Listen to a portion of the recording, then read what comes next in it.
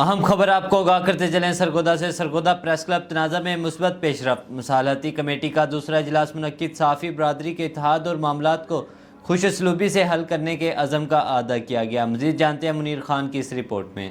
سرگودا میں press club کے معاملات کو خوشگوار ماحول میں حل کرنے اور فریقین کے مابین تعلقات معمول پر لانے کے لیے قائم مصالحتی کمیٹی کا اجلاس دوسرے روز بھی الیکٹرانک میڈیا کلب میں منعقد ہوا۔ اجلاس میں رانا ساجد، میاں محسن رضا، اسرار وڑیچ، سیف خان، رانا اشرف اور جاوید گجر نے شرکت کی۔ اجلاس کے دوران سرگودا پریس کلب میں پیدا ہونے والی حالیہ صورتحال اور اس کے حل کے مختلف پہلوؤں پر تفصیلی تبادلہ خیال کیا گیا۔ شرکاء نے اس امر پر اتفاق کیا کہ صحافتی برادری کے اتحاد، وقار اور باہمی احترام کو ہر صورت مقدم رکھا جائے گا تاکہ ادارے کی ساکھ کو اور ماحول کو متاثر نہ ہونے دیں۔ مصالحتی کمیٹی نے ایک بار پھر تمام فریقین پر زور دیا کہ وہ سوشل میڈیا پر ایک دوسرے کے خلاف بیانات اور پوسٹ سے گریز کریں اور تحمل، بردباری اور ذمہ داری کا مظاہرہ کریں۔ کمیٹی اراکین کا کہنا تھا کہ اختلافات کو افہام تفہیم اور باہمی مشاورت کے ذریعے حل کرنا ہی بہترین راستہ ہے۔